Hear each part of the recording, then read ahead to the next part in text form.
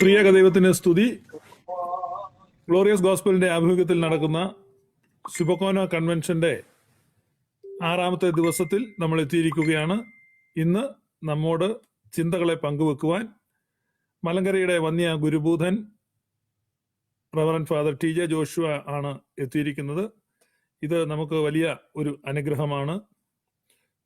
വന്യ അച്ഛനെ ഈ മീറ്റിംഗിലേക്ക് ഔപചാരികമായി സ്വാഗതം ആശംസിക്കുവാൻ ബ്രദർ ബിജു പോളിനെ ഞാൻ ക്ഷണിക്കുന്നു.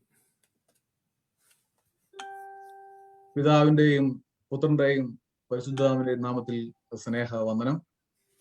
ഈ നോമ്പിന്റെ സമയത്ത് വിശ്വാസത്തിലും സ്നേഹത്തിലും ജ്ഞാനത്തിലും ആത്മീയ വളർച്ച നേടുവാൻ ഗ്ലോറിയസ് ഗോസ്പലിന്റെ ശുഭകോന കൺവെൻഷൻ നമുക്ക് സഹായകമാകും. സുറിയാനി സഭ വിശ്വാസത്തിലും പാരമ്പര്യത്തിലും ആരാധനയിലും വളർന്നു വരേണ്ട ആവശ്യകത കേരളത്തിലെ സുറിയാനി ക്രിസ്ത്യാനികളെ ബോധ്യപ്പെടുത്തുവാൻ തന്റെ മുഴുവൻ സമയം മാറ്റിവെച്ച് പ്രവർത്തിക്കുന്ന ബ്രദർ ഷിബു പീഡിയക്കലിനെ വളരെ ആത്മാർത്ഥമായിട്ട് അഭിനന്ദിക്കുന്നു. അദ്ദേഹം നേതൃത്വം നൽകുന്ന ഗ്ലോറിയസ് ഗോസ്പലിന്റെ പ്രവർത്തനങ്ങൾ കൂടുതൽ ദൈവകൃപയോടെ അനേകായിരങ്ങൾക്ക് സത്യവിശ്വാസമായ ഓർത്തഡോക്സ് വിശ്വാസത്തിൽ ആത്മീയ വളർച്ച നേടുവാൻ ഇടയാകട്ടെ എന്ന് ആത്മാർത്ഥമായിട്ട് പ്രാർത്ഥിക്കുന്നു. ഈ കൺവെൻഷന്റെ 6ാം ദിവസം വിശുദ്ധ നോമ്പിലെ തന്റെ ജീവിതാനുഭവം നമ്മോട് പങ്കുവയ്ക്കാനായിട്ട് നമുക്ക് ലഭിച്ചിരിക്കുന്നത് മലങ്കര സഭയുടെ ഗുരുരത്നം reverend father doctor TJ Joshua അച്ഛനെയാണ്. 60-ൽ പരം വർഷം കോട്ടയം പഴയ സെമിനാരിയിൽ പ്രധാന അധ്യാപകനായും മലങ്കര സഭയിലെ ഭൂരിപക്ഷം മേൽപ്പട്ടക്കാരെയും പുരോഹിതരുടെയും ഗുരുനാഥനുമാണ് ബഹുമാനപ്പെട്ട അച്ഛൻ. 70ഓളം ഗ്രന്ഥങ്ങൾ അച്ഛൻ പ്രസിദ്ധീകരിച്ചിട്ടുണ്ട്. കഴിഞ്ഞ 30 വർഷമായിട്ട് മലയാള മനോരമയിൽ ഇന്നത്തെ ചിന്താവിഷയം എന്ന പങ്ക്തി അച്ഛനാണ് കൈകാര്യം ചെയ്യുന്നത്. കൺവെൻഷൻ പ്രസംഗൻ, വേദപണ്ഡിതൻ, കൗൺസിലിംഗ് തുടങ്ങി ദൈവം തന്ന താലന്തുകളെ 100 മേനി വിളയിച്ച വന്യ ഗുരുനാഥന് ഗ്ലോറിയസ് ഗോസ്പലിന്റെ പേരിലും ഞങ്ങളുടെ എല്ലാവരുടെയും പേരിലും ആത്മാർത്ഥതയോടെ ഈ കൺവെൻഷനിലേക്ക് സ്വാഗതം ആശംസിക്കുന്നു. കൂടാതെ ഇതിന് നേതൃത്വം നൽകുന്ന ബഹുമാനപ്പെട്ട ഷിബു പീഡിയക്കൽ പാസ്റ്ററിനെയും ബാക്കി ഇതിനെ ശ്രവിക്കുന്ന എല്ലാവരെയും ആത്മാർത്ഥമായി സ്വാഗതം ചെയ്തുകൊണ്ട് എൻ്റെ വാക്കുകളെ അവസാനിപ്പിക്കുന്നു. ദൈവ തിരുനാമം മഹത്വപ്പെടുമാറാകട്ടെ. നമുക്ക് പ്രാർത്ഥിക്കാം. കാരുണ്യവാനായ കർത്താവേ, തൃപ്പാദത്തിങ്കൽ ഞങ്ങൾക്ക് വന്നു ചേരുവാൻ അവസരം തന്നതിനായി ഞങ്ങൾ അങ്ങയെ സ്തോത്രം ചെയ്യുന്നു. നീ ഞങ്ങളെ സ്നേഹിക്കുകയും ഞങ്ങൾക്ക് വേണ്ടി കരുതുകയും ഞങ്ങളെ വഴി നടത്തുകയും ചെയ്യുന്ന ഞങ്ങളുടെ പിതാവാകുന്നു. ഞങ്ങൾക്ക് ആവശ്യമായ പ്രബോധനം തിരുവചനത്തിൽ നിന്ന് ലഭിക്കുവാൻ തക്കവണ്ണം കാലാകാലങ്ങളിൽ നീ അതിനുവേണ്ടി അവസരം ഒരുക്കി തരുന്നു ഓർത്ത് ഞങ്ങൾ നിന്നെ സ്തോത്രം ചെയ്യുന്നു. ഈ സന്ധ്യാസമയത്ത് ഞങ്ങൾ നിന്റെ സന്നിധിയിൽ വന്നു ചേർന്നിരിക്കുമ്പോൾ നിന്റെ സ്വർഗീയമായിരിക്കുന്ന അനുഗ്രഹങ്ങളും കൃപകളും ഞങ്ങളിൽ ചൊരിഞ്ഞ് ഞങ്ങളുടെ കൂടി വരവ് ഏറ്റവും ധന്യമാക്കി തീർക്കണമേ. എന്റെ പാറയും എന്റെ വീണ്ടെടുപ്പുകാരനുമായ യഹോവേ, എന്റെ വായിലെ വാക്കുകൾ നിന്റെ ഇഷ്ടപ്രകാരവും ഞങ്ങളുടെ ഹൃദയങ്ങളിലെ ധ്യാനം നിന്റെ തിരുമുൻപാകെ പ്രസാദകരവുമായിരിക്കുമാറാകണമേ. ആമേൻ. ത്രിയേക ദൈവത്തിന് മഹത്വം ഉണ്ടാവട്ടെ. കർത്താവിൽ പ്രിയ സഹോദരി സഹോദരന്മാരെ, കഴിഞ്ഞ ശനിയാഴ്ചയായിരുന്നു എൻ്റെ 93ാമത്തെ ജന്മദിനം. അത് കഴിഞ്ഞ് ഒരാഴ്ച പിന്നിടുന്ന ഈ സമയത്ത് നിങ്ങളെ സംബോധന ചെയ്തുകൊണ്ട് സംസാരിക്കുവാൻ ദൈവം അവസരവും കൃപയും ആരോഗ്യവും തന്നതോർത്ത് ദൈവത്തെ നന്ദിയോടെ ഞാൻ സ്തോത്രം ചെയ്യുന്നു. എന്നോട് ആവശ്യപ്പെട്ടിരിക്കുന്നത് ആധ്യാത്മികതയെ പരിപുഷ്ടിപ്പെടുത്തുവാനും ഭക്തി സംബന്ധമായ ചിന്തകൾ ഉയർത്തുവാനും പര്യാപ്തമായ ഒരു സന്ദേശം അത് അനുഭവത്തിന്റെ വെളിച്ചത്തിൽ ആകുന്നത് ഏറെ ആകർഷകമായിരിക്കും എന്ന് അറിയിച്ചു. അതനുസരിച്ചാണ് ഞാൻ എൻ്റെ ചിന്തകൾ ക്രമീകരിച്ച് നിങ്ങളുടെ മുമ്പാകെ ഈ സമയത്ത് അവതരിപ്പിക്കുന്നത്. പ്രാർത്ഥനാപൂർവം ഇതിൽ ശ്രദ്ധിക്കണമേ എന്ന് ഞാൻ എല്ലാവരോടും വിനീതമായി അപേക്ഷിക്കുന്നു. പരിശുദ്ധനായ പൗലോസ് അപ്പോസ്തലൻ കൊരിന്ത്യർക്ക് എഴുതിയ 1-ാമത്തെ ലേഖനം 4-ാം അധ്യായം 16-ാമത്തെ വാക്യം നിങ്ങൾ ഒന്നെടുത്തു നോക്കുക. 1 കൊരിന്ത്യർ 4:16 അവിടെ പറയുന്നു, നിങ്ങൾ എൻ്റെ അനുകാരികൾ ആകുവീൻ. നിങ്ങൾ എൻ്റെ അനുകാരികൾ ആകുവീൻ. ഇത് ഞാൻ വായിച്ചിട്ടുള്ള സന്ദർഭങ്ങളിലൊക്കെ എന്നെ അത്ഭുതപ്പെടുത്തിയിട്ടുള്ള ഒരു വാക്യമാണ്. പൗലോസ് അപ്പോസ്തലൻ ഇങ്ങനെ പറയുമ്പോൾ എന്താണ് അതിന്റെ അർത്ഥം? അദ്ദേഹത്തിന്റെ അഹന്തയും അദ്ദേഹത്തിന്റെ ഔദ്ധത്യവും ഒഡാസിറ്റി, നിങ്ങൾ എന്നെ അനുകരിക്കുക എന്ന് പറയുന്നതിലൊക്കെ ഇല്ലേ? അപ്പോസ്തലനെ പോലെയുള്ള ഒരാൾക്ക് അത് പറയാമോ എന്നിങ്ങനെ പലപ്പോഴും ഞാൻ ചിന്തിച്ചിട്ടുണ്ട്. എന്നാൽ പിന്നീട് ഞാൻ കുറെ കൂടെ വായിച്ചപ്പോൾ 11-ാം അധ്യായം 1-ാമത്തെ വാക്യത്തിൽ ഇതിനോട് ചേർത്ത് വായിക്കേണ്ടതാണ്. 11:1. അവിടെ എന്താ കാണുന്നത്?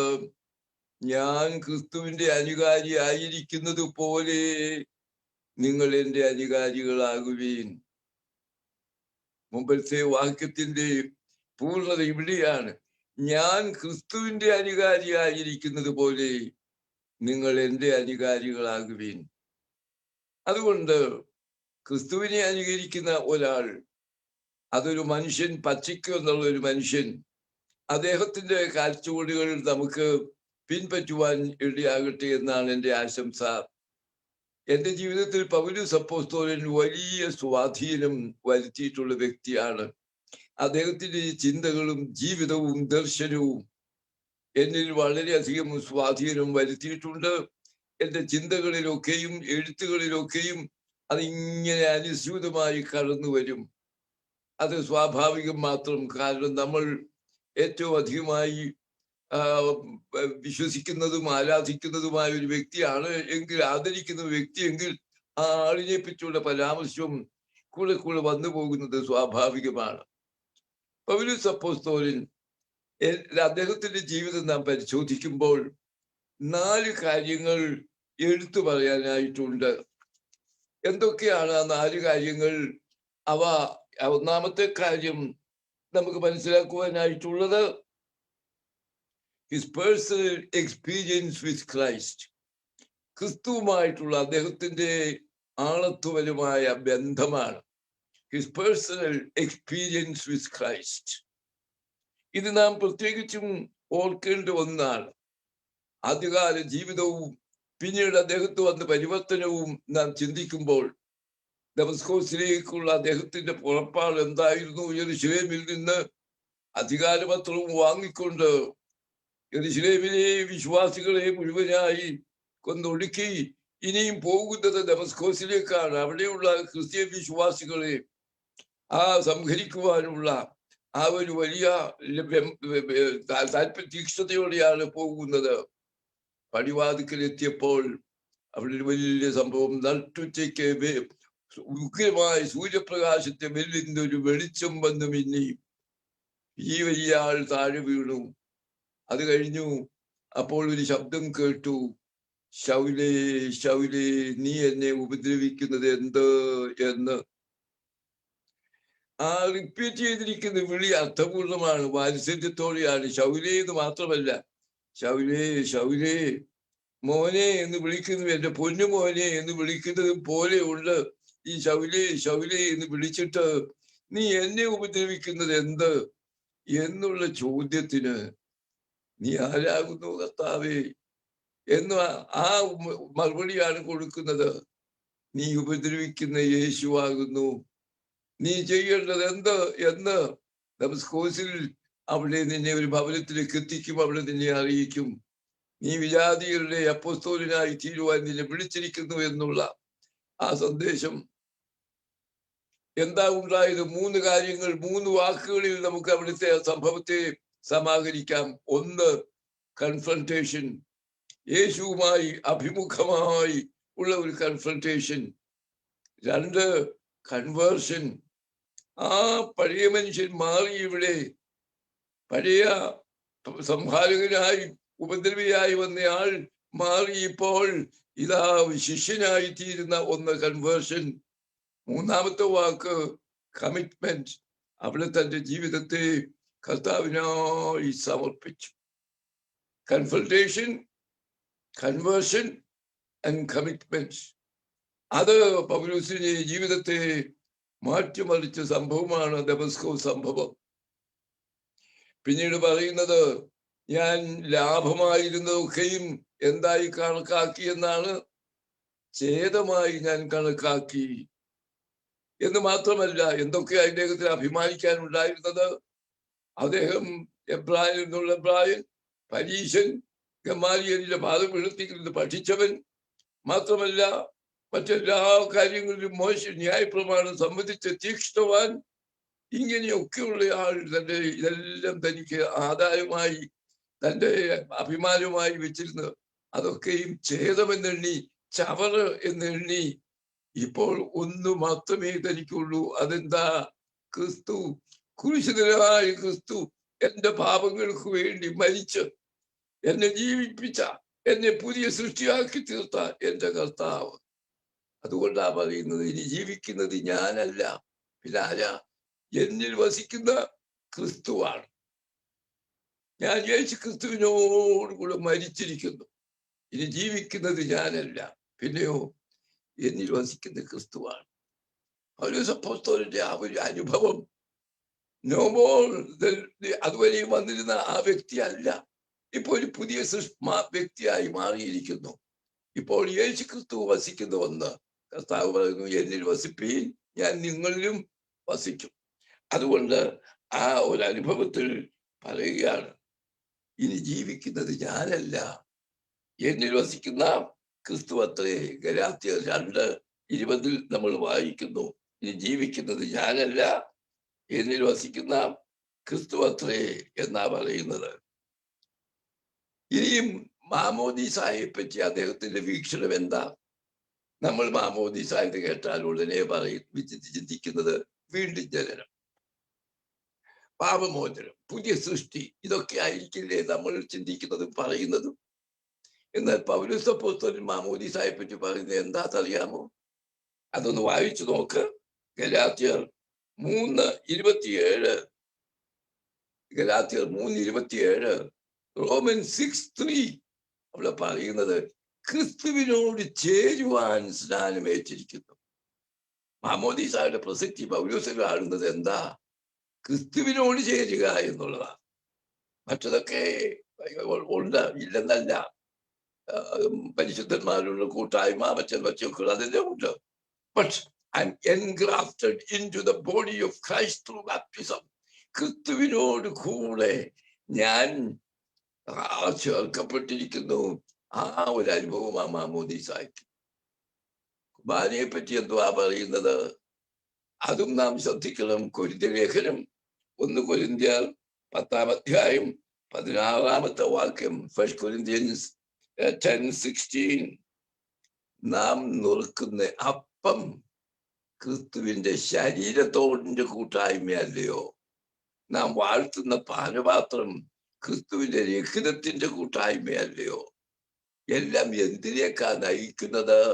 ക്രിസ്തുവിനോടുള്ള ഗാഠമായ ബന്ധത്തിലേക്കും ഐക്യത്തിലേക്കും നയിക്കുന്നു.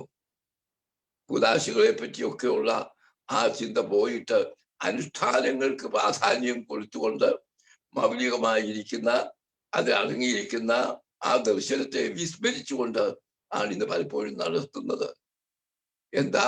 പലവരെ പോയി നടത്തിയാൽ കൂടുതൽ, ഒരു മെത്രാച്ചൻ നടത്തിയാൽ എന്താ കൂടുതൽ, അങ്ങനെയൊക്കെയുള്ള ചിന്തയിലേക്ക് പോകുന്നു.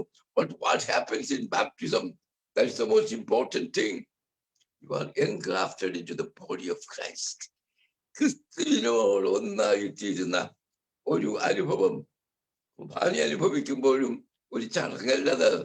എന്റെ കർത്താവ് എന്നിലേക്ക് എഴുന്നള്ളി എന്നിൽ വസിക്കുന്നു എന്നുള്ള ഒരു അനുഭവമാണ് നമുക്കിവിടെ ഓർക്കുവാനായിട്ടുള്ളത്.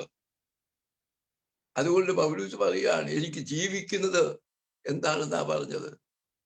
ഇന്ന് ജീവിക്കുന്ന പലർക്കും ധനമാ, ഇന്ന് ജീവിക്കുന്നത് പലർക്കും പ്രശസ്തിയാ. എന്നാ പൗലോസിൽ എന്താ ജീവിക്കുന്നത്? For me to live is എന്താ? അത് പറയുന്നില്ല. For me to live is Christ. എനിക്ക് ജീവിക്കുന്നത് ക്രിസ്തുവാണ്. അതാ തന്റെ ജീവിതത്തിന്റെ ലക്ഷ്യം. ജീവിതത്തിൽ ഒന്നേ ഉള്ളൂ, for me to live is Christ. എനിക്ക് ജീവിക്കുന്നത് ക്രിസ്തുവാണ്. ആ ക്രിസ്തുവിനോടുള്ള സ്നേഹത്തിൽ നിന്ന് യാതൊന്നും തന്നെ വേർപെടുത്തുവാൻ കഴിയുകയില്ല എന്ന് ഉറച്ചിരിക്കുന്നു. ഇതാ അദ്ദേഹം പറയുന്നത്. നിങ്ങളൊന്ന് കേൾക്ക്. റോമ ലേഖനം 8-ാം അധ്യായത്തിന്റെ അവസാനത്തെ ഭാഗത്താണ് അത് പറയുന്നത്. റോമ ലേഖനം 8-ാം അധ്യായം നമുക്കതൊന്ന് കേൾക്കാം. നിങ്ങൾ വായിച്ചു നോക്ക്. റോമർ 8-ാം അധ്യായത്തിൽ പറയുന്നത് വായിക്കുമ്പോൾ നമുക്കവിടെ കേൾക്കാം. Nothing can separate. യാതൊന്നും വേർപെടുത്തുവാൻ കഴിയില്ല. 33 മുതൽ 39 വരെയുള്ള വാക്യങ്ങൾ അവിടെ പറയുന്നത്. 8:33 മുതൽ, ക്രിസ്തുവിന്റെ സ്നേഹത്തിൽ നമ്മെ വേർതിരിക്കുന്നത് ആര്? കഷ്ടതയോ, സങ്കടമോ, ഉപദ്രവമോ, പട്ടിണിയോ, പിന്നെ നഗ്നതയോ, ആപത്തോ, വാളോ, ഇങ്ങോട്ടൊരു നീണ്ട പട്ടിക പറഞ്ഞിരിക്കുന്നത്. മരണത്തിനോ ജീവനോ, ദൂതന്മാർക്കോ വാഴ്ചകൾക്കോ അധികാരങ്ങൾക്കോ, ഇപ്പോഴുള്ളതിനോ വരുവാനുള്ളതിനോ, ഉയരത്തിനോ ആഴത്തിനോ, അയ്യോ എന്തെല്ലാം, ഓൾ കോംപ്രിഹെൻസീവ് എല്ലാം ഉൾപ്പെടുത്തിയിട്ട് പിന്നെ പറയുന്നത് എന്താ? ഇവയ്ക്കൊന്നും കർത്താവായ യേശു ക്രിസ്തുവിനോടുള്ള സ്നേഹത്തിൽ നിന്ന് വേർതിരിക്കുവാൻ കഴിയില്ല. കഷ്ടത വരും, പ്രയാസങ്ങൾ വരും, ഞെരുക്കങ്ങൾ ഉണ്ടാകും, പ്രതിബന്ധങ്ങൾ പലതും ജീവിതത്തിൽ ഉണ്ടാകും. But none of these can separate me from the love of Christ in Jesus Christ. In the love of God in Jesus Christ. ദൈവസ്നേഹത്തിൽ നിന്ന്, ക്രിസ്തുയേശുവിന്റെ ദൈവസ്നേഹത്തിൽ നിന്ന് ഇവയ്ക്കൊന്നും എന്നെ വേർതിരിപ്പാൻ കഴിയുകയില്ല എന്ന് എന്താ പറഞ്ഞ അവസാനത്തെ വാക്ക് എന്താന്ന് നോക്കാമോ? 8-ാം അധ്യായത്തിന്റെ അവസാനത്തെ, എന്ന് ഞാൻ ഉറച്ചിരിക്കുന്നു. അദ്ദേഹത്തിന്റെ ഡീപ് കൺവിക്ഷനാണ് പ്രിയമുള്ളവര്. ഇത് നാം മനസ്സിലാക്കേണ്ടിയിരിക്കുന്ന ഒന്നാണ്. അപ്പോൾ ക്രിസ്തീയ ജീവിതം എന്ന് പറയുന്നത് ക്രിസ്തുവിനുള്ള ജീവിതമാണ്, ക്രിസ്തുവിൽ കേന്ദ്രീകൃതമായ ജീവിതമാണ്. ക്രിസ്തുവിനോടുള്ള ബന്ധത്തിൽ അനുസ്യൂതം ശക്തിപ്പെട്ടു പോകുന്ന ഒരു ജീവിതമാണ്. അതിന് സഹായിക്കുന്നതാണ് നമ്മുടെ മറ്റെല്ലാ അനുഷ്ഠാനങ്ങളും. അതിന് സഹായിക്കുന്നതാണ് പരിശുദ്ധന്മാരുടെ പ്രാർത്ഥനയും. അതിന് സഹായിക്കുന്നതാണ് മറ്റെല്ലാ കാര്യങ്ങളും. പക്ഷേ ആ കാതലായിരിക്കുന്നതിൽ നിന്ന് നാം മാറിപ്പോയിട്ട് they are all means for an end. പക്ഷെ നമുക്കിന്ന് പറ്റിയിരിക്കുന്നത് the means have become the end itself. അവയൊക്കെ തന്നെ അന്ത്യമായി തീർന്നിരിക്കുന്നു, ലക്ഷ്യമായി എത്തിച്ചേർന്നിരിക്കുന്നു. നേരെ മറിച്ച് ക്രിസ്തുവിനോടുള്ള ആ ഒരു ബന്ധമാണ് നമ്മെ ആ ഒരു വിധത്തിലേക്ക് വരുത്തേണ്ടത്. ഈ നോമ്പുകാലത്ത് പ്രത്യേകിച്ചും നമ്മെ ശക്തിപ്പെടുത്തേണ്ടത് ഈ ഒരു ബന്ധമാണ്. അതുകൊണ്ട് നിങ്ങൾ ഹൃദയത്തിൽ പറയണം, nothing can separate me from the love of Christ in Jesus. യേശുവിനോടുള്ള എന്റെ ദൈവസ്നേഹത്തിൽ നിന്ന് യാതൊന്നും എന്നെ വേർതിരിക്കുവാൻ കഴിയുകയില്ല. അത് പറയുവാൻ നിങ്ങൾക്ക് കഴിവുണ്ടോ? ഓരോരുത്തരും ഈ പ്രസംഗ യോഗത്തിൽ സംബന്ധിക്കുന്ന ഓരോരുത്തരോട് ഞാൻ ചോദിക്കുന്ന ഒരു ചോദ്യം അതാണ്. നമുക്ക് പൗലോസ് അപ്പോസ്തലന്റെ ആ വലിയ ദർശനം, ഞാൻ ക്രിസ്തുവിനെ, നിങ്ങൾ എന്റെ അനുകാരികളാകണം. ഏത് കാര്യത്തിൽ? ക്രിസ്തുവിനോടുള്ള നിങ്ങളുടെ ബന്ധത്തിൽ. മറ്റുള്ളതൊക്കെ ഞാൻ ചെയ്യണമെന്നുണ്ടെന്നു. പലതും എനിക്ക് അഭിമാനിക്കാനുണ്ടായിരുന്നു. എൻ്റെ ധനവും എൻ്റെ വങ്കത്വവും എൻ്റെ പ്രതാപവും അതൊക്കെ ഞാൻ വലിച്ചെറിഞ്ഞു. ഇന്ന് എനിക്ക് ഒന്നേ ഉള്ളൂ, എന്ത്? എൻ്റെ കർത്താവ്. ജീവിക്കുന്ന കർത്താവിനോടുള്ള എൻ്റെ ഗാഢമായിരിക്കുന്ന ബന്ധം അത് മാത്രമാണ്. പ്രിയമുള്ളവരെ, എൻ്റെ ജീവിതത്തിലേക്ക് ഞാനിന്ന് തിരിഞ്ഞു നോക്കുമ്പോൾ ഈ ഒരു ബന്ധമാണ്, കർത്താവിനോടുള്ള ബന്ധമാണ് എന്നെ ഈ കാലം അത്രയും നടത്തിയിട്ടുള്ളത്. പ്രതിബന്ധങ്ങൾ ഏറെ, പ്രയാസങ്ങൾ ഒട്ടു വളരെ. ഞാൻ അതിനെപ്പറ്റി പിന്നീട് പരാമർശിച്ചു കൊള്ളാം. എങ്കിലും അവയിൽ നിന്നെല്ലാം ഇക്കാലം അത്രയും പിടിച്ചു നിൽക്കുവാൻ എന്നെ സഹായിച്ചിട്ടുള്ളത്, അതിലെനിക്ക് ഉത്തേജനം നൽകിയിട്ടുള്ളത് മറ്റ് യാതൊരു ശക്തിയുമല്ല, മറ്റാരുടെയും ഏതെങ്കിലും വിധത്തിലുള്ളതായ പ്രോത്സാഹനമല്ല. പ്രോത്സാഹനം കിട്ടിയിട്ടുണ്ട്, ഇല്ലെന്ന് ഞാൻ പറയുന്നില്ല. ഇതെല്ലാം ഉപരിയായിട്ട് കർത്താവായ യേശു ക്രിസ്തു ഹൃദയത്തിൽ വസിച്ചുകൊണ്ട് അവിടുത്തോടുള്ള ബന്ധം ഓരോ നാൾ കഴിയും തോറും പുതുക്കി പുതുക്കി അവിടുത്തെ ശബ്ദം കേൾക്കുവാൻ, രാവിലെ സമയം കാതോർത്തിരിക്കുവാൻ, അവിടുത്തെ അടുക്കലേക്ക് കിടക്കുന്ന മുമ്പോടി അടുക്കൽ ചെന്ന് ജീവിതത്തെ അന്നത്തെ എല്ലാം പങ്കുവയ്ക്കുവാൻ, നടന്നു പോകുമ്പോൾ അവിടുത്തെ കരങ്ങളിൽ മുറുകെ പിടിച്ചുകൊണ്ട് നടക്കുവാൻ, ഇങ്ങനെ ജീവിതത്തിന്റെ എല്ലാ അനുഭവങ്ങളിലും ആ ബന്ധം ഗാഢമായി അത് ഉറപ്പായി നാം പുലർത്തുമ്പോൾ then the life becomes വളരെയധികം വ്യത്യസ്തമായ ഒരു ജീവിതമാണ്. സന്തോഷം നിറഞ്ഞ ജീവിതമാണ്, അനുഗ്രഹപൂർണമായ ഒന്നാണ്. അതാണ് പൗലോസ് അപ്പോസ്തലൻ ഒന്നാമത് നമ്മെ പഠിപ്പിക്കുന്ന കാര്യം, പേഴ്സണൽ എക്സ്പീരിയൻസ് വിത്ത് ക്രൈസ്റ്റ്. അതിന് നാം ഓരോരുത്തരും ഉത്തരവാദിത്വം എടുത്ത് അത് ചെയ്യുവാൻ സാധിക്കട്ടെ എന്ന് ഞാൻ ഈ സമയത്ത് ആശംസിക്കുന്നു. രണ്ടാമത് ഞാൻ പൗലോസിൽ കാണുന്ന ഒരു കാര്യം വചനത്തോടുള്ള അദ്ദേഹത്തിന്റെ പ്രതിബദ്ധതയാണ്. Commitment to the word of God and to the preaching of the word of God. ദൈവവചനം പ്രഘോഷിക്കുന്നതിനുള്ള അദ്ദേഹത്തിന്റെ തീക്ഷ്ണത, ദൈവവചനത്തോടുള്ള അദ്ദേഹത്തിന്റെ ആ വലുതായിരിക്കുന്ന കമ്മിറ്റ്മെന്റ്, അത് പ്രതിബദ്ധത, ഇത് നാം പ്രത്യേകിച്ച് ഓർക്കേണ്ടതാണ്. 1 കൊരിന്ത്യർ 9:16 എടുത്ത് ഓരോരുത്തരും നോക്കിക്കൊണ്ടിരിക്കണം വേദവാക്യങ്ങളൊക്കെ പറയുന്നത്.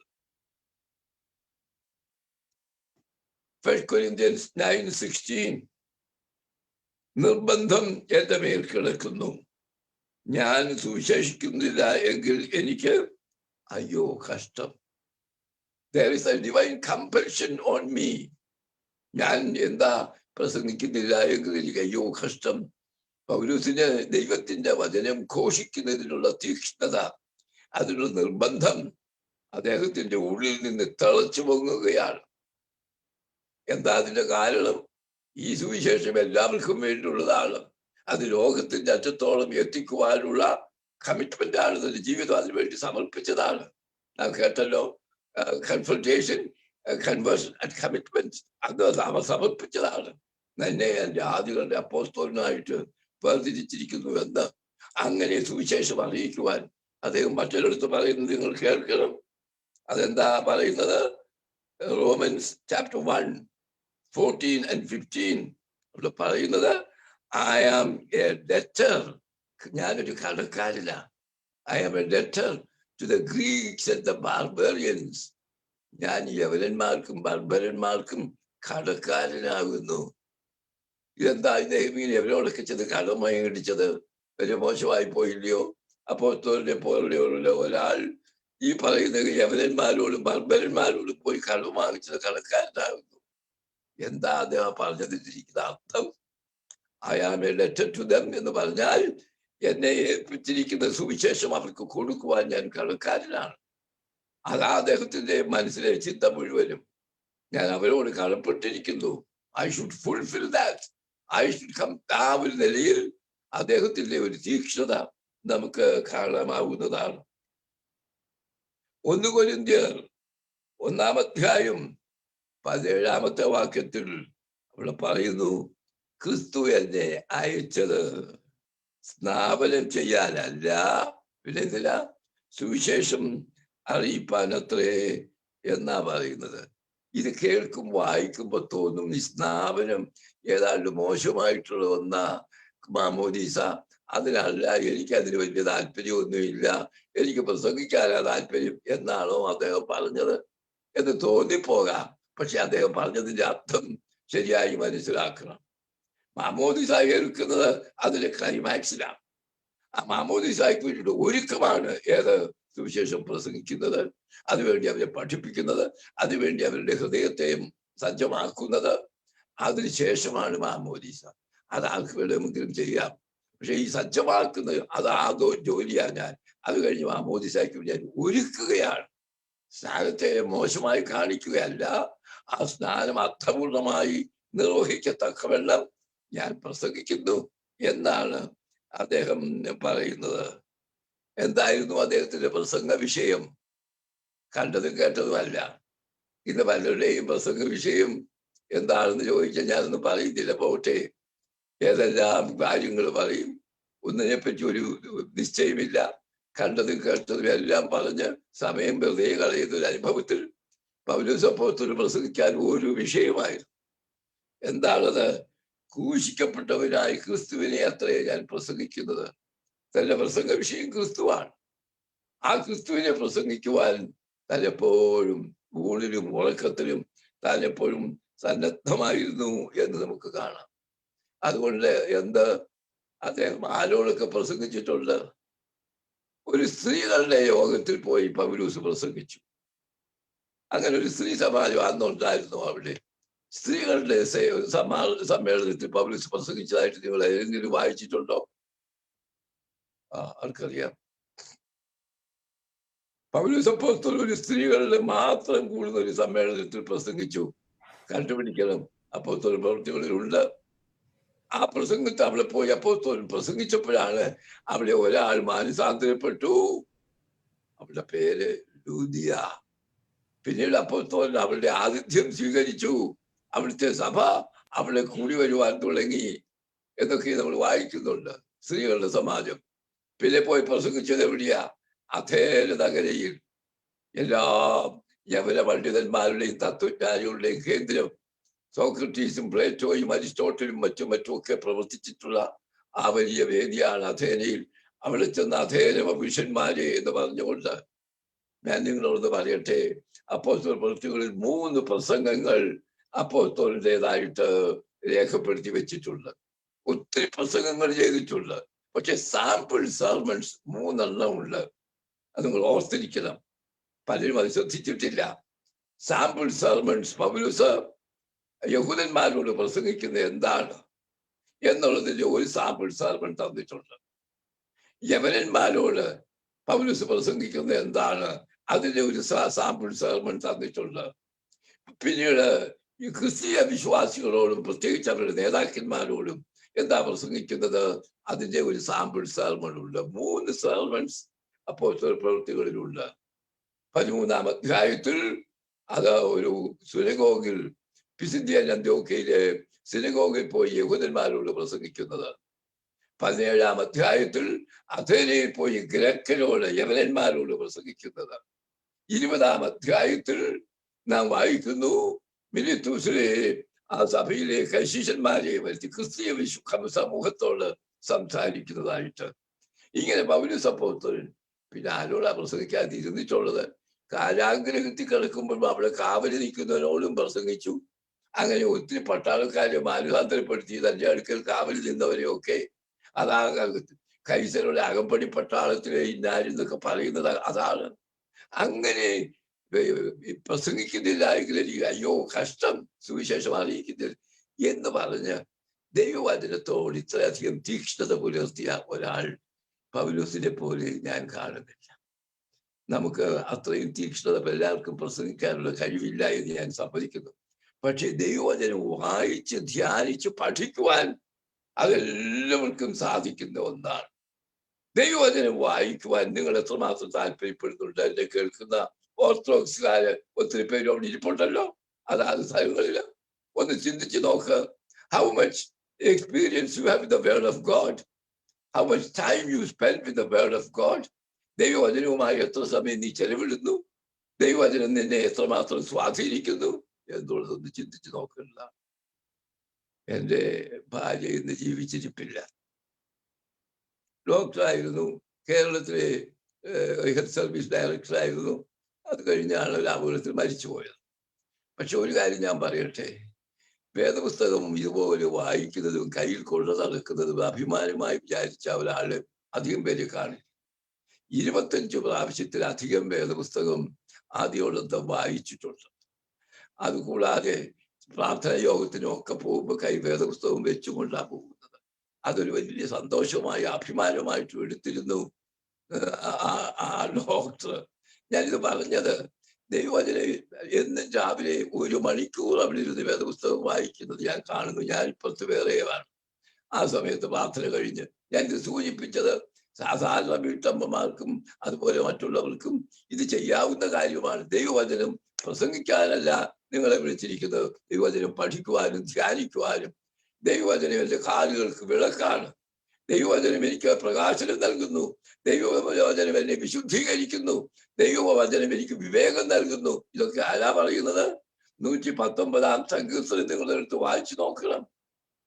ഭാഗ്യവാൻ എന്ന 1 സങ്കീർത്തനത്തിൽ ആരെ പറ്റിയാ പറയുന്നത്? യഹോവയുടെ ന്യായപ്രമാണത്തെ ലാപകൻ ധ്യാനിക്കുന്നവൻ ഭാഗ്യവാനാ. അപ്പോൾ ദൈവവചനത്തോടുള്ള ബന്ധം.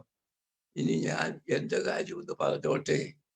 ദൈവവചനത്തോട് ഇത്രയധികമായ ആഭിമുഖ്യം പുലർത്തുവാൻ ദൈവം എന്നെ സഹായിച്ചു. അത് നിങ്ങൾ ഓർത്തിരിക്കേണ്ടതാണ്. കൺവെൻഷൻ വേദിയിൽ തെക്കും വടക്കുമുള്ള എല്ലാ പള്ളികളിലും ഞാനും MV ജോർജ് അച്ഛനും പിന്നീട് ഒസ്താത്യോസിനും വേണ്ടി പോകാത്ത കൺവെൻഷൻ ഒന്നുമില്ല. 58 സഭ സമാധാനമായി തീർന്നപ്പോൾ, യോജിച്ചു കഴിഞ്ഞപ്പോൾ വടക്കൻ മേഖലകളിൽ പാത്രിക്കീസ് ഭാഗത്ത്, മുൻ പാത്രിക്കീസ് ഭാഗത്തുള്ള പള്ളികൾക്കൊക്കെ എന്ത് ആവേശത്തോടെയാണ് അവരെ സ്വീകരിക്കുന്നതും അവരെ വചനം കേൾക്കുവാൻ താല്പര്യപ്പെടുന്നതും. അങ്ങനെ അവിടെ മുതൽ ഈ പറയുന്ന വേദികളിലെല്ലാം പോകുവാൻ ഈ പാവപ്പെട്ട എനിക്ക് ദൈവം കൃപ തന്നു എന്നുള്ളതിൽ ഞാൻ ദൈവത്തെ സ്തോത്രം ചെയ്യുന്നു. ഇന്നും ആ വചനഘോഷണത്തിൽ ഒരു മുഴക്കവും വരുത്താതെ തുടരുന്നുണ്ട്. ഇന്നലെ വൈകിട്ട് ഒരു ക്ലാസ് ഉണ്ടായിരുന്നു ഓൺലൈനില്. പോകട്ടെ, ഞാൻ പറഞ്ഞു വന്നത് ദൈവവചനം നമുക്ക് നമ്മുടെ കാലിന് വിളക്കെന്ന് മാത്രമല്ല, നമുക്ക് ഉത്തേജനം നൽകുന്ന ദൈവവചനം വഴികാട്ടിയാണ്, പ്രകാശം നൽകുന്നതാണ്.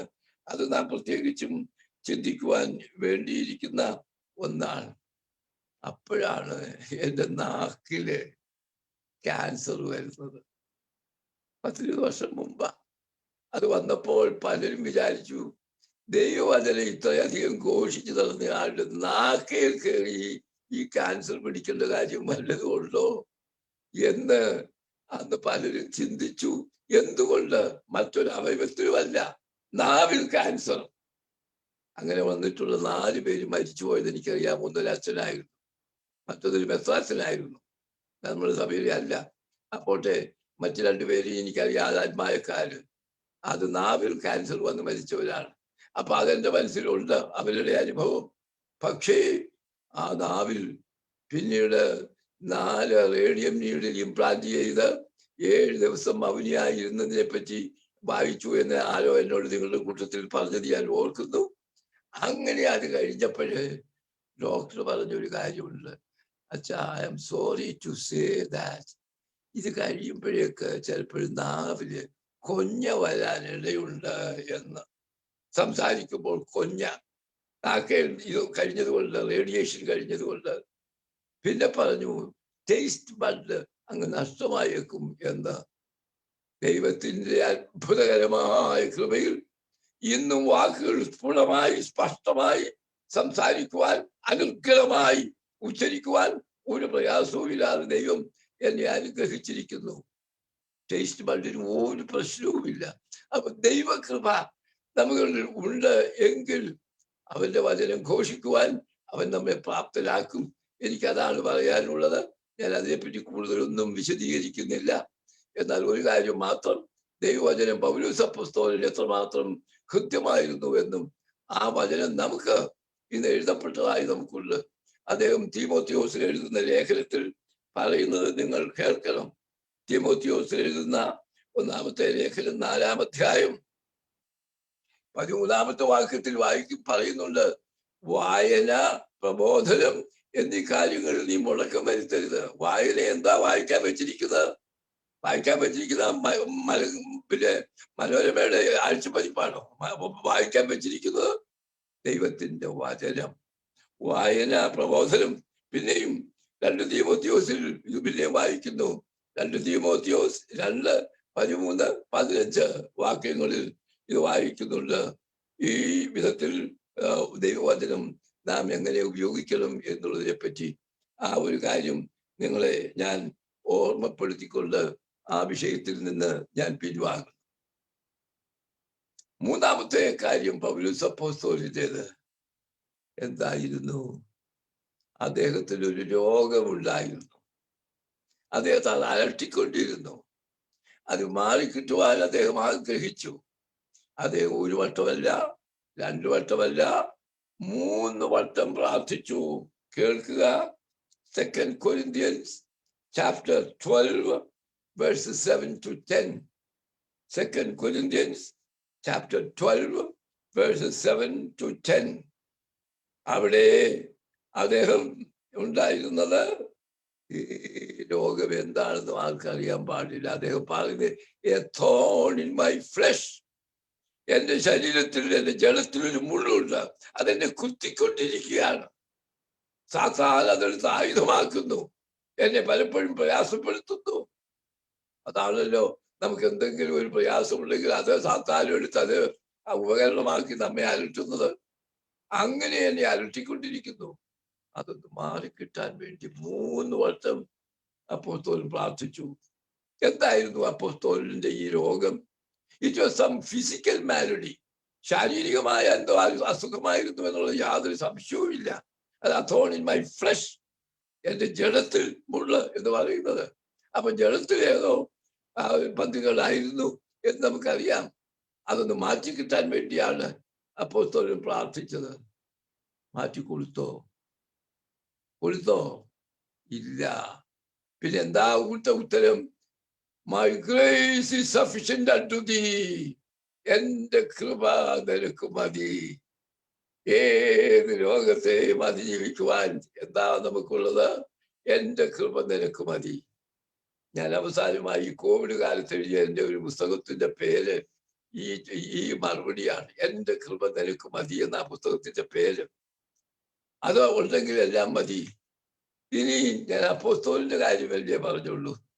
ഇനി എന്റെ കാര്യത്തിലേക്കൊന്ന് കടന്നാൽ, ഇത്രയധികം രോഗബാധ ഏറ്റിട്ടുള്ള ആളുകൾ നമ്മുടെ സമൂഹത്തിൽ ചുരുക്കമായിരിക്കും, വിരളമായിരിക്കും.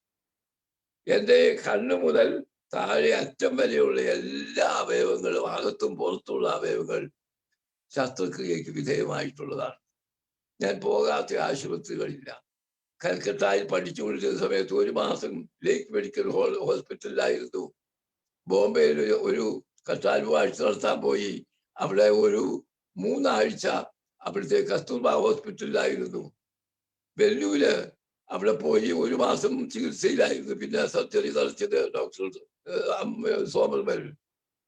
പിന്നെ ഹാർട്ടിന്റെ പ്രശ്നം, മദ്രാസ് മെഡിക്കൽ മിഷനില് അവിടെ പോയി ഹാർട്ടിന്റെ സർജറി. അത് വളരെ പ്രയാസകരമായിരുന്നു. അത് കഴിഞ്ഞ് പിന്നെ അനേകരെ രക്തം തരേണ്ടതായിട്ട് വന്നു. പിന്നെ നാട്ടില് ക്യാൻസർ സെന്റർ തിരുവനന്തപുരത്ത് എത്ര ആവശ്യമാണ്? 24 ദിവസങ്ങൾ തുടരെയായിട്ട്. പിന്നെ കോട്ടയത്ത് കാരിത്താസ് ഹോസ്പിറ്റലിൽ എത്ര വട്ടം. അതുപോലെ തന്നെ മെഡിക്കൽ സെന്റർ, കോട്ടയത്തെ ഡിസ്ട്രിക്ട് ഹോസ്പിറ്റൽ, ഇങ്ങനെ ഇത്രയും ആശുപത്രികളിൽ പോയിട്ടുള്ള, അംഗപ്രത്യംഗം ശസ്ത്രക്രിയക്ക് വിധേയമായിട്ടുള്ള, എന്തിന് ഓപ്പറേഷൻ തിയേറ്ററിൽ വെച്ചാണ് വെളുപ്പാങ്കാലത്ത് 4 മണിക്ക് വെളുപ്പാങ്കാലത്ത് 2 വ്യത്യാസന്മാർ വന്ന് തൈലാഭിഷേകം നടത്തുന്നത്. എവിടെ വെച്ചാ? ഓപ്പറേഷൻ തിയേറ്ററിൽ ആ ടേബിളിൽ കിടത്തിയാ ചെയ്യുന്നത്. I was breathing my last. തീർന്നു. അതിനാ വെളുപ്പിനെ അവരെ സെമിനാരിയിൽ നിന്ന് വിളിച്ചെഴുന്നേപ്പിച്ചു കൊണ്ടുവന്ന് 4 മണിക്ക് ഇവിടെ വന്നപ്പോൾ I was breathing my last. അപ്പോൾ എന്റെ മനസ്സിൽ ഒന്നുണ്ടായിരുന്നു, അല്പം ഒരു ബോധമുണ്ട്. അങ്ങനെയാണെങ്കിൽ what should be the last word I should utter? എന്ത് വാക്കാണ് ഞാൻ അവസാനമായി പറയുന്നതെങ്കിൽ ജീവനോടിരിക്കുമ്പോൾ? Praise the Lord. ദൈവത്തിന്റെ സ്തുതി. ഇതാ ഞാൻ അന്ത്യമായി പറഞ്ഞത്. പിന്നെ പറയാൻ ഒക്കൊന്ന് വിചാരിച്ചതല്ല.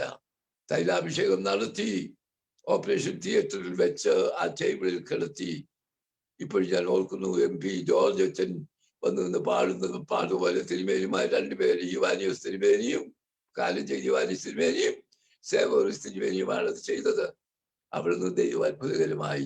ഞാൻ ഇത് സൂചിപ്പിച്ചത്, ഈ രോഗങ്ങളൊക്കെ വന്നാലും അതിൽ നിന്നെല്ലാം ഒരു രോഗം കഴിയുമ്പോൾ കൂടുതൽ ഉന്മേഷത്തോടും കൂടുതൽ ഉത്സാഹത്തോടും ദൈവത്തിന്റെ വേലയിൽ വ്യാപൃതനാകുവാൻ തക്കവണ്ണം ദൈവം ശക്തനാക്കി.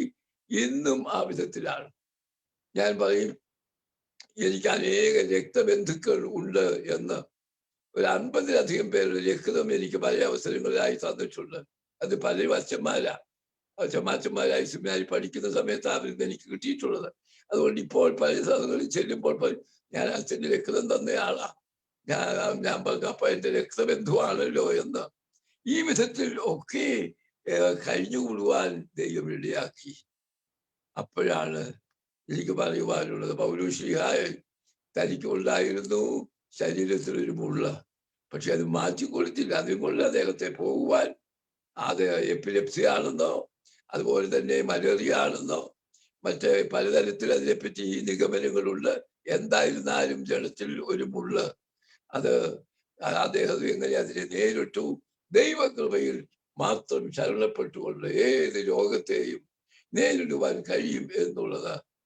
അപ്പോൾ ഞാൻ ഇപ്പോഴും ഓർക്കുന്നത്, ആദ്യമായി ഞാൻ വലിയൊരു ഓപ്പറേഷൻ പോകുന്ന സമയത്ത് എൻ്റെ ഒരു ഗുരുനാഥൻ ആലുവായിരുന്നു എനിക്ക് എഴുതി അയച്ച എഴുത്തിൽ അവരൊരു വാക്യം അതിന്റെ മുകളിൽ എഴുതിയിരുന്നു, Eternal God is thy refuge, underneath are the everlasting arms.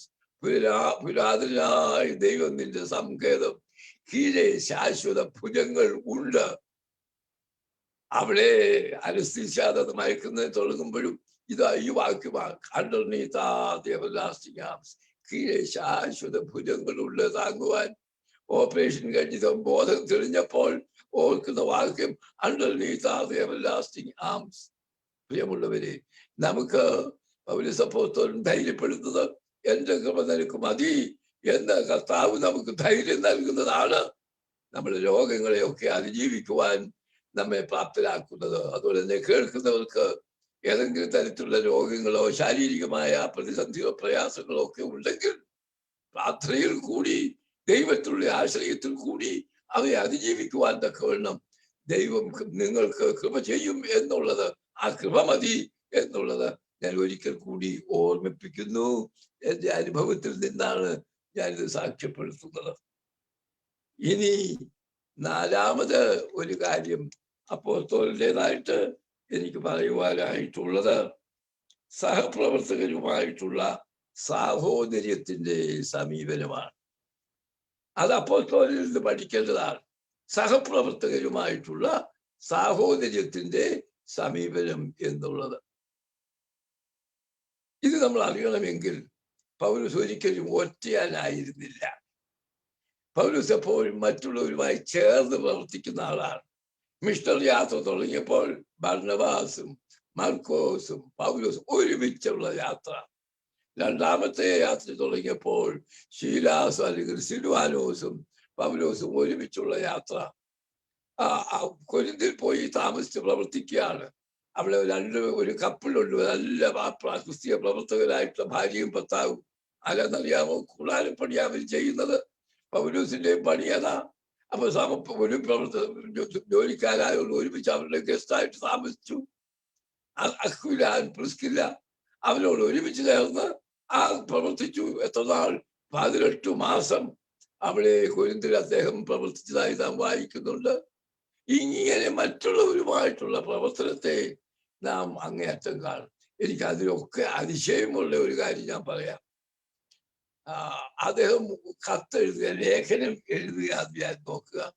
അദ്ദേഹം ഓരോ സഭയ്ക്കും ലേഖനം എഴുതുമ്പോൾ കൊലോസ്യ സഭയ്ക്ക് ഉദാഹരണത്തിന് ഞാൻ പെട്ടെന്ന് എടുത്തതാണ്. അവിടെ എഴുതിയിരിക്കുന്നത്, യേശുക്രിസ്തു വിളിക്കപ്പെട്ടിരിക്കുന്ന വിശുദ്ധന്മാരുമായവർക്ക് എഴുതുന്നത്. ആരൊക്കെയാ കൂടിയാ എഴുതുന്നത്? അപ്പോസ്തലനായി വിളിക്കപ്പെട്ട പൗലോസും സഹോദരനായ സോസ്തനസും എഴുതുന്നത്. മറ്റൊരു ലേഖനത്തിൽ പൗലോസും തീമോത്തിയോസും എഴുതുന്നത് മറ്റൊരു എല്ലാം ഇപ്പോഴും ആരെങ്കിലും കൂടെ ഉള്ളു തന്റെ സിബന്ധികളാ, തന്റെ കൂടെ ഉള്ളവരാ, അവരും കൂടെ ചേർത്ത് എഴുതുക. ഒന്ന് നോക്കിയാട്ടെ, നമ്മളെ മെത്രാച്ചൻ ഒരു കൽപ്പന അയക്കുക, ഇന്ന മെത്രാച്ചനും കൂടെയുള്ള തക്കറിയാച്ചന്മാർച്ചനും കൂടി നിങ്ങൾക്ക് ആശംസ നൽകുന്നത് എഴുതുമോ? എഴുതുകയല്ല. പൗലോസ് അപ്പോസ്തലൻ താൻ അങ്ങനെ എഴുതുന്നതിന്റെ ഉദ്ദേശം എന്താ? തന്റെ കൂടെ പ്രവർത്തിക്കുന്നവർക്ക് ഒരു പ്രോത്സാഹനവും കൂടി കൊടുക്കുവാൻ. പിന്നെ അവരെ പറ്റിയൊന്നും ലേഖനത്തിലില്ല. പക്ഷെ എല്ലാ ലേഖനങ്ങളും എഴുതുമ്പോൾ തന്റെ കൂടെയുള്ള ആളുടെയും കൂടി ചേർത്താണ് എഴുതുന്നത്. ഇതുപോലെ ലോകത്തിൽ ആരെങ്കിലും നിങ്ങൾ കണ്ടിട്ടുണ്ടോ കൂടെ നിൽക്കുന്നവരെയും കൂടി ഉൾപ്പെടുത്തിക്കൊണ്ടൊരു കത്ത് എഴുതുന്നത്? എപ്പോഴും നാം ചെയ്യുന്നത് ഇതല്ലേ ഉള്ളൂ. എന്നാൽ ഇവിടെ അതല്ല. ഞാനും എൻ്റെ കൂടെയുള്ള സ്വസ്ഥലോസ്, ആൾക്കറിയാം സ്വസ്ഥലോസ് എന്തുമായിരുന്നെന്ന്. പക്ഷേ അദ്ദേഹത്തിന് ആളിനെ മറ്റുള്ളവർക്കൊന്ന് പരിചയപ്പെടുത്തുവാൻ, അവരുടെ സന്നിധിയിലേക്കൊന്ന് ഉയർത്തി കാണിക്കുവാൻ താല്പര്യമുണ്ട് സ്വസ്ഥലോസും. പിന്നെ മറ്റെന്താ ഉള്ളത്? അതുപോലെ മറ്റെല്ലാ മേഖലകളിലും നിങ്ങൾക്ക് ഇത് കാണാം. ഇതൊരു വലിയ സന്ദേശമാണ് നൽകുന്നത്. കൂടെ പ്രവർത്തിക്കുന്നവരുമായിട്ട് നല്ല സഹകരണം പുലർത്തുക എന്ന് പറയുന്നത് ഒരു വലിയ കാര്യമായിട്ടാണ് ഞാൻ കാണുന്നത്.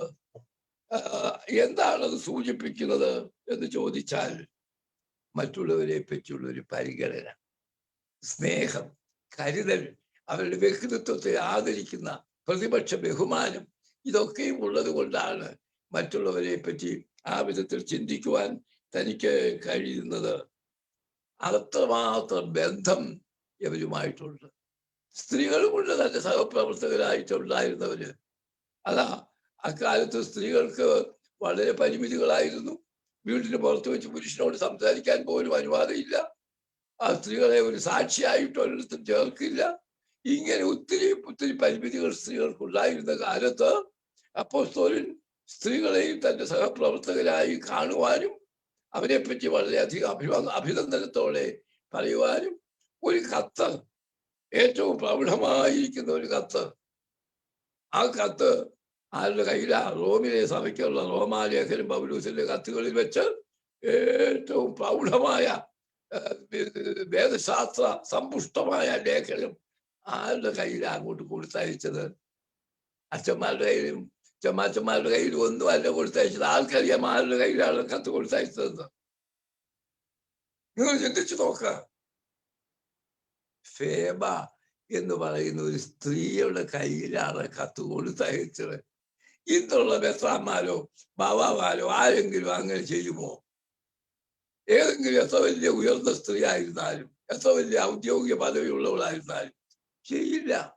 എന്നാൽ അന്ന് പൗലോസ് അപ്പോസ്തലൻ ആ സ്ത്രീയുടെ കയ്യിൽ, ഫേബായുടെ കയ്യിൽ ഈ കത്ത് കൊടുത്തയക്കത്തക്കവണ്ണം അവരെ പറ്റിയുള്ള ശ്രേഷ്ഠത മനസ്സിലാക്കുവാൻ അപ്പോസ്തലന് കഴിഞ്ഞു എന്നുള്ളതാണ് ഞാൻ പറയുന്നത്.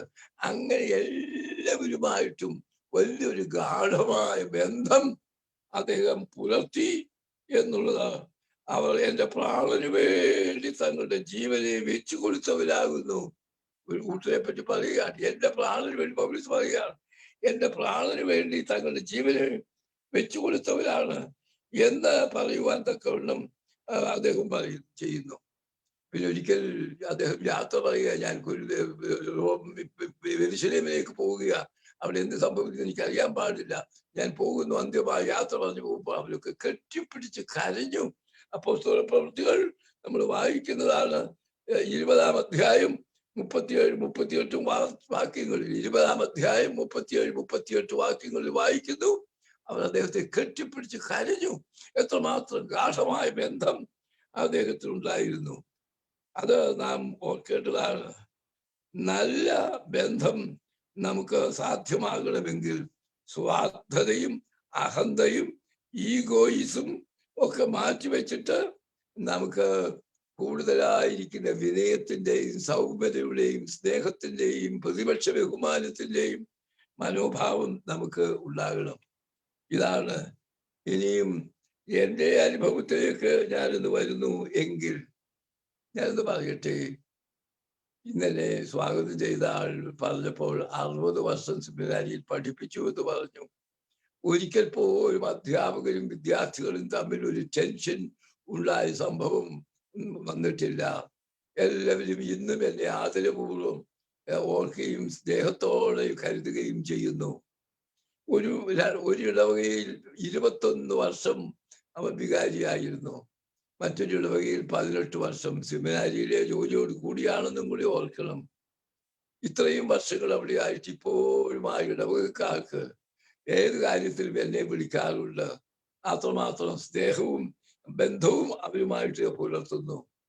നിങ്ങൾക്ക് അധികം പേർക്കും അറിയാൻ പാടില്ല, നമ്മുടെ സഭയുടെ യുവജന പ്രസ്ഥാനത്തിൽ 5 വർഷം ജനറൽ സെക്രട്ടറി ആയിരുന്നു.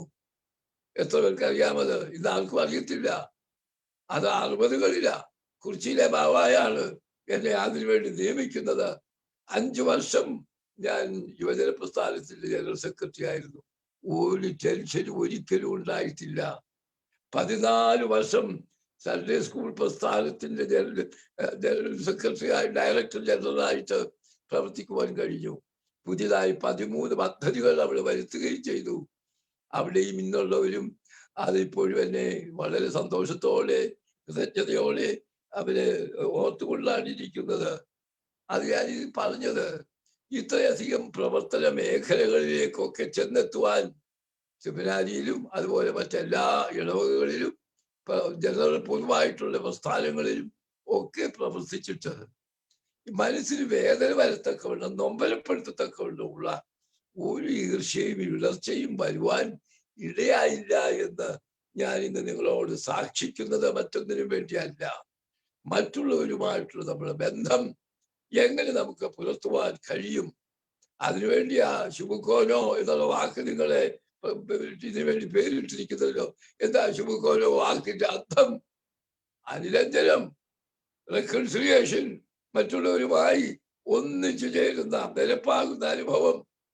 ഈ സ്നേഹം, ആ ഒരു ഈർഷ്യയില്ലാതെ മുമ്പോട്ട് പോകുവാൻ സാധിക്കുന്ന കുടുംബങ്ങൾക്ക് പറ്റുന്നില്ലല്ലോ. ഇന്ന് കുടുംബങ്ങളുടെ ഉയർച്ചയുടെ രംഗമല്ലേ ഉള്ളത്. എന്താ കാര്യം? എത്രയോ കുടുംബങ്ങൾ ശിഥിലമായി കൊണ്ടിരിക്കുന്നു. അതിന്റെ കാരണം എന്താ? സ്വാർത്ഥത, അഹന്ത, അതുപോലെ തന്നെ മറ്റുള്ളവരെ പുച്ഛിക്കുക, വിദ്വേഷത്തിന്റെ ക്ഷമിക്കുവാൻ കഴിവില്ല, സ്നേഹത്തിൻ്റെതായിരിക്കുന്ന അത് തമ്മിൽ ആത്മാവ് തമ്മിൽ വറ്റിപ്പോയി. ഇതൊക്കെയുള്ള കാരണങ്ങൾ കൊണ്ടാണ്. ഞാൻ എൻ്റെ വാക്കുകളെ ദീർഘിപ്പിക്കുന്നില്ല, എൻ്റെ വാക്കുകളെ ചുരുക്കട്ടെ. കർത്താവിൽ പ്രിയ സഹോദരങ്ങളെ, നമുക്ക് ദൈവം തന്നിരിക്കുന്ന ഒരു വലിയ നിധിയായിരുന്നു പൗലോസ് അപ്പോസ്തലൻ. അദ്ദേഹം നമ്മോട് പറയുന്നു, നിങ്ങൾ എൻ്റെ അനുകാരികൾ ആകുവീൻ. ഞാൻ ക്രിസ്തുവിന്റെ അനുകാരി ആയിരിക്കുന്നത് പോലെ നിങ്ങൾ എൻ്റെ അനുകാരികളാകുവീൻ. ഒന്ന്, യേശു ക്രിസ്തുവുമായിട്ട് വ്യക്തിപരമായ ആളത്വപരമായ ഒരു ബന്ധം ഗാഠമായി പുലർത്തുവാൻ അനുസ്യൂതം ശ്രമിക്കുക. 2, ദൈവവചനത്തോടുള്ള ഒരു പ്രതിബദ്ധത. അദ്ദേഹം പ്രസംഗിക്കുവാൻ മെമ്പറുള്ളൂ ഉത്സാഹിച്ചു. നമുക്ക് വായിച്ച് ധ്യാനിക്കുവാനും ദൈവവചനത്തെ മുറുക്കെ പിടിക്കുവാനും നമുക്ക് സാധിക്കട്ടെ. 3, രോഗം അദ്ദേഹത്തിനുണ്ടായിരുന്നു. അത് മാറിക്കിട്ടുവാൻ പ്രാർത്ഥിച്ചു, പക്ഷെ മാറ്റിക്കൊടുത്തില്ല. എന്റെ കൃപ നിനക്ക് മതി. എൻ്റെ ജീവിതത്തിൽ രോഗങ്ങളുടെ തുടർക്കഥയാ. എപ്പിസോഡുകളായിട്ടാണ് ഞാൻ അതിനെ എഴുതി ചിത്രീകരിച്ചിരിക്കുന്നത്. എപ്പിസോഡുകൾ 14 എപ്പിസോഡുകൾ അത് ദീർഘമായിട്ടുള്ളതുണ്ട്. അതിലെല്ലാം വിടുതൽ നൽകുന്നവനായ ദൈവം യഹോവ റോഫേ. എന്താ വാക്കിന്റെ അർത്ഥം? യഹോവ റോഫേ അർത്ഥം അറിയാമോ? ഞാൻ സൗഖ്യമാക്കുന്ന യഹോവ, യഹോവ നിസി, യഹോവ എന്റെ കൊടി, യഹോവ റോയ്, യഹോവ എന്റെ ഇടയൻ, യഹോവ ഷാലോം, യഹോവ എന്റെ സമാധാനം, യഹോവ ഷമ്മ, യഹോവ അവിടെ. അങ്ങനെ ദൈവത്തെ പറ്റിയുള്ളത് അത് പറയാനല്ല വന്നത്. യഹോവ നമ്മളെ സൗഖ്യമാക്കുന്നവരാണ്, യഹോവ റാഫേ. അതുകൂടാതെ 4മത്തെ ഒരു കാര്യം പൗലോസിനുണ്ടായതാണ്, മറ്റുള്ളവരുമായി ചേർന്ന് പോകുവാനും അവരെ പ്രോത്സാഹിപ്പിക്കുവാനും അവരുടെ സഹകരണം നമുക്ക് എപ്പോഴും ലഭിക്കുവാനും ഞാൻ എന്നുള്ള ചിന്തയും അത് മാറ്റിവെച്ചിട്ട് ഞങ്ങൾ എന്ന് എപ്പോഴും ഓർക്കുവാനും ആ സഹകരണത്തിന്റെ ആത്മാവ്, അനുരഞ്ജനത്തിന്റെ ആത്മാവ് നമ്മിൽ കൂടുതൽ വ്യാപരിക്കുവാനും നമുക്കിടയാകണം. അങ്ങനെയായി തീരട്ടെ. അതുകൊണ്ട് അവസാനം എനിക്ക് പറയുവാനുള്ളത് എബ്രായ ലേഖനം 12-ാം അധ്യായം 2-ാമത്തെ വാക്യത്തിൽ പറഞ്ഞുകൊണ്ട് ഞാൻ നിർത്തുകയാണ്. Looking unto Jesus, the pioneer and perfecter of our faith. ആരെയാ നോക്കേണ്ടത്? വിശ്വാസത്തിന് നായകനും പൂർത്തി വരുത്തുന്നവരുമായ യേശുവിനെ നോക്കണം. ആ യേശുവിനെ നോക്കിയ ആളാണ് പൗലോസ് അപ്പോസ്തലൻ. അതുകൊണ്ട് നമുക്ക് ആ ഒരു നോക്കത്തിൽ കൂടി ആ പാതയെ പിൻപറ്റുവാൻ തക്കവണ്ണം ദൈവത്തിന്റെ പരിശുദ്ധാത്മാവ് നമ്മെ സഹായിക്കട്ടെ. നമ്മുടെ തലകളെ വഴക്കി ഒരു നിമിഷം നാം കേട്ട ഈ വചനങ്ങൾക്ക് വേണ്ടി ദൈവത്തെ സ്തുതിച്ചുകൊണ്ട് നമുക്ക് പ്രാർത്ഥിക്കാം. കാരുണ്യവാനായ ദൈവമേ, ഞങ്ങൾക്ക് ഈ അവസരം ഒരുക്കി തന്ന അമൂല്യമായ നിമിഷങ്ങൾക്ക് വേണ്ടി ഞങ്ങൾ അങ്ങേ സ്തോത്രം ചെയ്യുന്നു. പൗലോസ് അപ്പോസ്തലനെ പറ്റി ഞങ്ങൾ പലപ്പോഴും കേട്ടിട്ടുണ്ട്, ഞങ്ങൾ ചിന്തിക്കുന്നുണ്ട്. എന്നാൽ അദ്ദേഹത്തിന്റെ മൗലികമായ ചില കാര്യങ്ങൾ ഇനി ഞങ്ങൾക്ക് ചിന്തയിൽ വരുവാൻ തക്കവണ്ണം അവിടുന്ന് സഹായിച്ചുവല്ലോ. ആ കാലടി പിന്തുടരുവാൻ തക്കവണ്ണം ഞങ്ങൾക്ക് നീ ഇടയാക്കണമേ. കർത്താവെ, ഞങ്ങളുടെ വ്യക്തി ജീവിതവും കുടുംബജീവിതവും നിനക്ക് പ്രസാദകരമായി തീരുവാൻ തക്കവണ്ണം അവിടുന്ന് അനുഗ്രഹിക്കണമേ. ഈ സമാപനത്തിലേക്ക് ഞങ്ങൾ എത്തിയിരിക്കുന്ന ഈ സമയത്ത് ഞങ്ങളെ തന്നെ തിരുസന്നിധിയിൽ സമർപ്പിച്ച് പുതിയ സൃഷ്ടികളായി തീർന്ന് നിന്റെ ആലയങ്ങളായി ഞങ്ങളെ ആക്കി തീർത്തുകൊണ്ട് നീ ഞങ്ങളിൽ വസിച്ച് നിന്റെ നാമം മഹത്വപ്പെടുവാൻ തക്കവണ്ണം സംഗതിയാക്കണമേ. ഇപ്പോഴും എപ്പോഴും ഞങ്ങൾ തിരുനാമത്തെ സ്തുതിച്ച് സ്തോത്രം ചെയ്യുവാനായിട്ട് തന്നെ. ആമേൻ. ഈ സമയത്ത് നമ്മോടൊന്നിച്ചു വന്ന് ഇത്രയും സമയം ആത്മീക ചിന്തകളാൽ നമ്മെ ധന്യരാക്കിയ വന്യ അച്ഛനുള്ള നന്ദി പ്രകാശിപ്പിക്കുവാൻ സണ്ണി ഫിലിപ്പിനെ ഞാൻ ക്ഷണിക്കുന്നു.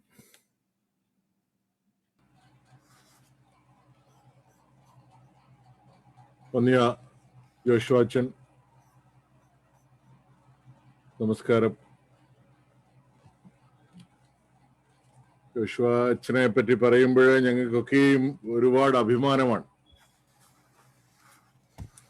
എല്ലാവർക്കും ഇൻസ്പിറേഷനാണ് പ്രിയപ്പെട്ട അച്ഛന്. ഞാൻ ഏറ്റവും ബഹുമാനിക്കുന്ന പ്രിയപ്പെട്ട KV തോമസ് അച്ഛന് ഓരോ നിമിഷവും ഞങ്ങൾ സംസാരിക്കുമ്പോൾ ഞങ്ങൾ അച്ഛനെ പറ്റി പറയുമ്പോൾ ഒരുപാട് നൂറ് നാക്കാണ്.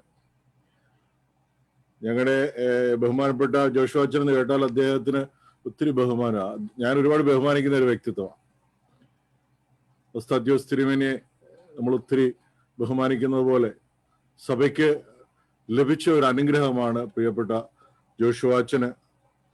ഞങ്ങളുടെ എല്ലാം മാർഗദർശിയായിട്ട് ഇരിക്കുന്ന പ്രിയപ്പെട്ട ജോഷുവ അച്ഛന് ആയുരാരോഗ്യങ്ങളെ നേരിടുകയും പ്രാർത്ഥിക്കുകയും ചെയ്യുന്നു. കടന്നു വന്ന് ഞങ്ങളെ ഇന്നത്തെ ദിവസം ധന്യമാക്കിയതിന് പ്രത്യേകം ഗ്ലോറിയസ് ഗോസ്പലിന്റെ നാമത്തിലും ബഹുമാനപ്പെട്ട ഷിബു പാസ്റ്ററിന്റെ നാമത്തിലും പ്രത്യേകമായിട്ട് നന്ദി അറിയിക്കും.